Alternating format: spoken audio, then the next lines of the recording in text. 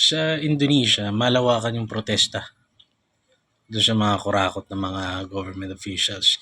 Talagang pinagwawasak yung bahay nila, pinagkukuha, pinagsisira yung kanilang mga gamit na mamahalin na galing sa nakaw. Dito sa Pilipinas, may mga hindi na masaya sa kalagayan ng Pilipinas na nagtatanong, bakit sa Pilipinas hindi natin ito magawa? Bakit harap-harapan na rito? Yung flood control, how many ghost projects? Ang dami-dami ng napaka-tahasan, harap-harapan.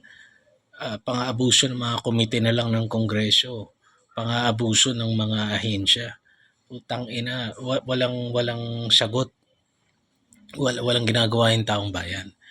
Ang sagot ko sa kanila, it is because napakahirap katuparan ng isang tunay na revolusyon, ang isang tunay na people power.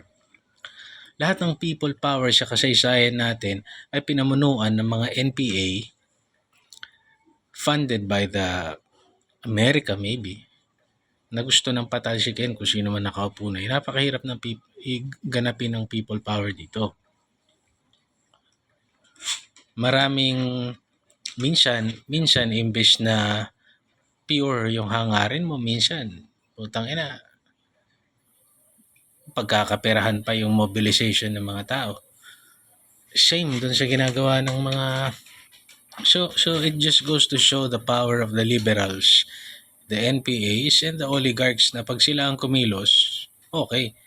Pero pag kagaya ngayon, nakita nyo, tikom ang bibig ng mga NPA, tikom ang bibig ng mga aktivista, tikom ang bibig ng mga pinklawan. Siyempre, nag-enjoy yung mga oligarko sa kalagayan ngayon. Walang mangyayari. Kaya minsan sinasabi ko, siguro kung yung mga nasa Mindanao o yung mga nasa Visayas, nandirito sila sa Luzon, siguro naganap na yung people power organically. The moment na pinadukot si Pangulong Duterte, kaya lang, yan ang ginagamit ng mga gago sa advantage nila Kaya hindi maisakatuparan yung people power na yan. Isa pa, maraming takot kasi abusado yung gobyerno ngayon So pag nag-people power tayo dyan, putang ina, ilang buhay ang pwedeng ibuwis. Lalo na kung sunod-sunuran yung pamunuan ng AFP, ng PNP, sunod-sunuran, nakikinabang sa administrasyon na ito. Ay, kanaing ganyan baril-bariling ganyan. So, that is the difference.